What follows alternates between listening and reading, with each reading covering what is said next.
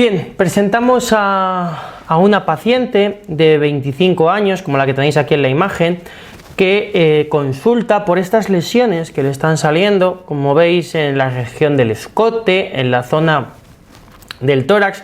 También tenía algunas lesiones que se pueden insinuar en los hombros, sobre todo en el hombro derecho, en el hombro izquierdo también se ve alguna, y en la espalda alguna lesión también tenía. Y comenta que le han aparecido hace unas semanas tras estar de vacaciones en la playa, y también comenta dolores articulares de pequeñas articulaciones, y además que son itinerantes, que van de uno a otro. Bien, viendo la foto, ¿qué podemos ver? Pues vemos lo que hemos descrito, ¿no? Múltiples lesiones a nivel de la zona del escote, a nivel del tórax, y lo que hemos visto también a ese nivel de los hombros. Entonces, la pregunta que yo os hago en este punto, en este momento, es ¿qué diagnóstico sospecháis en este momento? Cierto es que no os he dado grandes datos para poder valorar a la paciente, pero pensando y enfocando esto de una forma como para el examen MIR, un estudio tipo MIR, pues tenemos aquí estas cuatro opciones: un lupus cutáneo agudo, un lupus cutáneo subagudo, un lupus crónico o un lupus discoide. Os vuelvo a poner la imagen para que volváis a valorarla. Y primera idea, ¿no? en esta pregunta, la opción correcta va a ser el lupus cutáneo subagudo, que espero que todos hayáis pensado en ella. Esta paciente va a presentar un lupus cutáneo subagudo por diferentes motivos. Primer motivo, porque, como hemos visto, afecta al tronco, ¿vale? Tronco, miembros superiores, es la localización típica del lupus cutáneo subagudo. Otra de las características es que suele venir asociado o suele asociar a formas articulares persistentes. ¿Qué nos estaba contando nuestra paciente? Que tenía dolores articulares, que tenía molestias a nivel de las articulaciones, por tanto también cuadraría en ese sentido.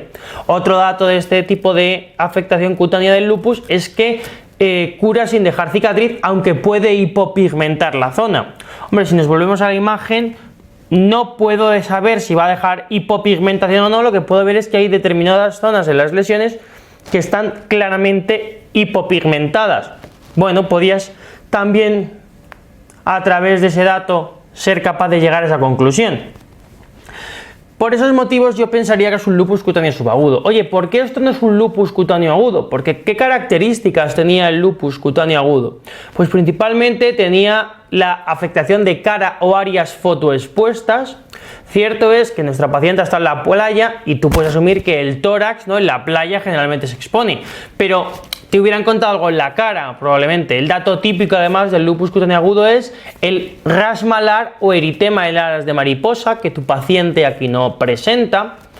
Y es una lesión que suele acompañarse de manifestaciones viscerales asociadas. Aquí no te ha contado nada a nivel visceral, no te ha contado nada de a nivel del sistema nervioso central, ni disnea, ni fatiga, no te ha contado afectación renal, no te ha contado nada. Cierto es que nos faltarían más datos que a lo mejor hay que estudiar, pero así de base no te cuenta ningún tipo de afectación sistémica.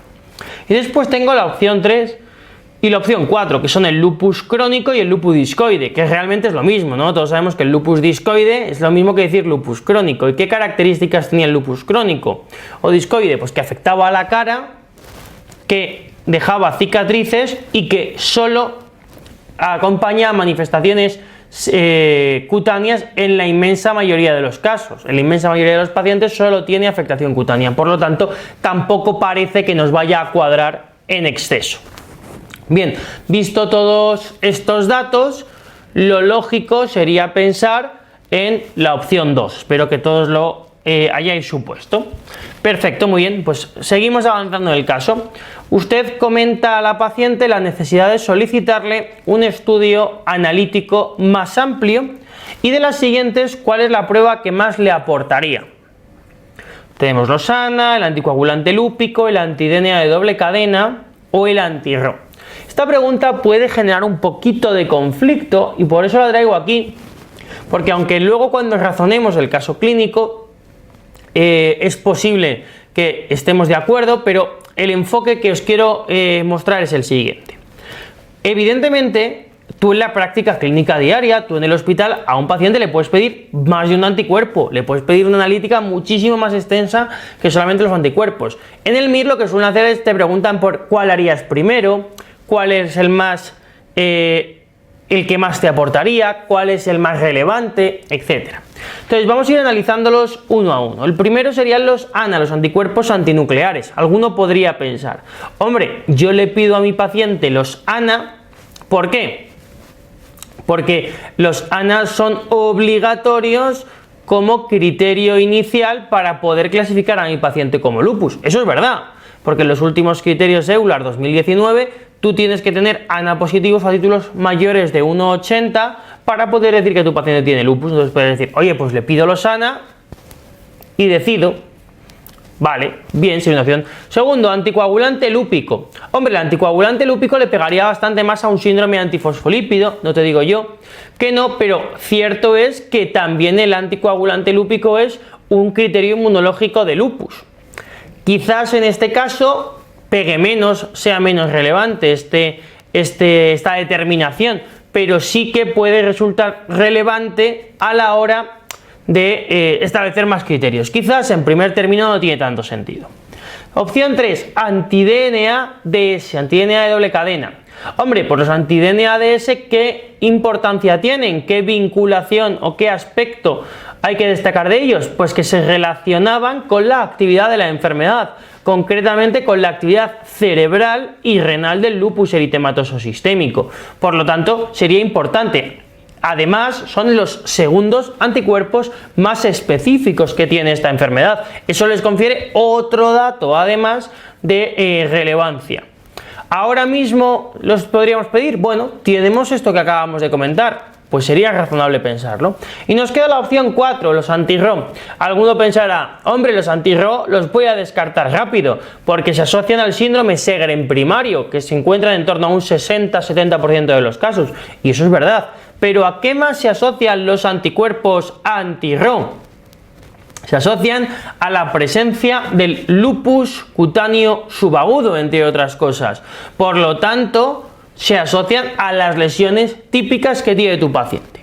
Valorado todo lo que hemos valorado, que los ANA son obligatorios para el lupus eritematoso sistémico, que el anticoagulante lúpico es criterio, aunque igual ahora no es tan importante, que los anti-DNA se relacionan con la afectación renal y cerebral y son muy específicos, o los anti-RO, que se asocian de forma característica al lupus cutáneo subagudo.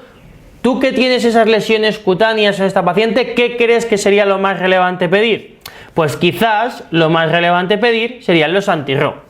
Y aquí quiero hacer un pequeño matiz, porque alguno seguro que estará pensando, ya, pero es que los anti-RO son un tipo de ANA. Para poder hacer los anti-RO necesitaría pedir primero los ANA. Evidentemente, eso es verdad. Eso es verdad que para pedir los anti-RO primero tendrías que tener unos ANA. Pero esta pregunta la he hecho aposta porque no estamos en la práctica clínica diaria, estamos en el examen MIR, y en el examen MIR te pueden plantear esta duda y tendrías que decir los anticuerpos anti-RO. ¿Por qué? Porque te han presentado un caso clínico que impresiona, que parece ser un lupus cutáneo subagudo. Bien, pues tú le pides los anti-RO que te salen positivo y vas todo contento en la revisión a la paciente a contarle que tiene, o que a ti te parece que tiene, un lupus cutáneo subagudo y que te planteas iniciar tratamiento a tu paciente. Pero ¿qué sucede? Que cuando vas a iniciarle tratamiento específico, cuando le vas a poner la hidroxicloroquina y le vas a poner corticoides tópicos, le vas a poner antiinflamatorios para la afectación cutánea, te dice la paciente que acaba de enterarse que está embarazada de 8 semanas. Bien, y entonces, ¿qué hacemos con esa paciente? ¿Qué es cierto con esa paciente? Porque claro, aparte de que el tratamiento vas a tener que cambiarlo de forma drástica, porque no va a ser, desde luego, razonable ponerle muchos de los fármacos que pensábamos ponerle, pero fijaos que os dice aquí, puede que desarrolle afectación del sistema nervioso central, existe riesgo de bloqueo auriculoventricular fetal, asociará de forma característica a los anticuerpos antihistona, o 4, la afectación renal es muy frecuente.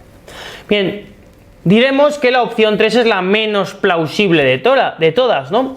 ¿Por qué vamos a decir eso? Porque los anticuerpos antihistona ¿Con qué se relacionan? Con el lupus inducido por fármacos, que no parece nada esto. ¿Qué relevancia tiene que tu paciente con un lupus cutáneo subagudo con anti-Ro positivos esté embarazada, esté esperando un bebé? Pues tiene la importancia de que los anti-Ro sí que son capaces de pasar la barrera placentaria. ¿Y eso qué implica? Riesgo de lupus neonatal, ¿vale? Porque ya sabéis que el lupus neonatal lo tiene el niño por los anticuerpos anti-Ro que le ha pasado mamá, pudiendo mamá tener anti-Ro por un lupus, un Sjögren o porque tiene anti-Ro sin ninguna enfermedad asociada. Entonces mamá le puede pasar los anti-Ro al niño. ¿Y qué pasa cuando el niño tiene lupus neonatal? Pues que va a presentar una clínica muy característica, que es afectación cutánea tipo lupus cutáneo subagudo, va a presentar alteraciones hematológicas, sobre todo trombopenias, y tercero, que es lo más grave y lo único no reversible, es que el niño tiene un riesgo bajo, pero puede presentarlo, de bloqueo auriculoventricular. Por lo tanto, la opción en la que tienes que fijarte, la opción que tienes que marcarte aquí, es la opción 3. Aquí tenemos, si os dais cuenta, un caso clínico que hemos repasado el lupus, pero hemos repasado el lupus claramente sin hablar de las formas clásicas del lupus, sin hablar de lo habitual. Hemos hecho basándonos en situaciones un poquito más especiales, ¿vale? Simplemente por recordar esto, por centrarnos en los anti-Ro, recordar el lupus neonatal y recordar las formas específicas del lupus cutáneo.